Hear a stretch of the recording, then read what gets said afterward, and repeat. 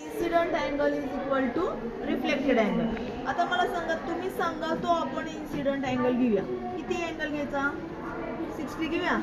आता बघा मी 60 वर हे करते. आता बघा 60 बरोबर केला तर इकडून बघा रिफ्लेक्टेड तुम्हाला किती दिसतो मी खालून दाखवते. आता इथे 60 केला तर तिकडे येतोय का 60? सेंटरला पाहिजे. अरे सेंटरला पाहिजे नॉर्मलला.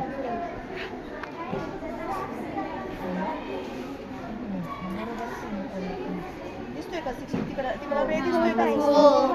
दिसतोय का? दिसतोय 60 अँगल. आता मी अजून खाली दाखवला तर तो वेज अजून खाली दिसेल. आता समजा 50 घेतला का मला आता मिररवरती पाहिजे बरोबर. आता तो खाली येत नाही.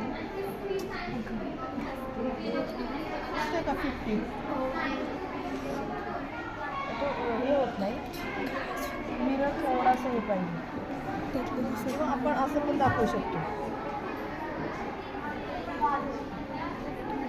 इकडे दिसतोय. इकडे हा पॉईंट दिसतोय का? आता ते हलवतात मला मागून. आता समजा 40 आहे आपला किंवा आपण आता 30 अँगल म्हणूया.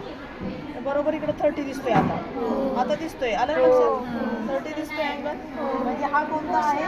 हा इन्सिडेंट अँगल आहे आणि तो काय आहे? Reflected angle. आलं लक्षात? अशा प्रकारे पाण्यातून का दाखवलं तर तुम्हाला ते क्लिअर दिसेल. ओके, तर अशा प्रकारे हां बरोबर 40ला पण बरोबर दिसतोय का? रिफ्लेक्टेड अँगल कशी इक्वल आहे ते म्हणजे हे आपण शिकताना नॅचरलीच आहे.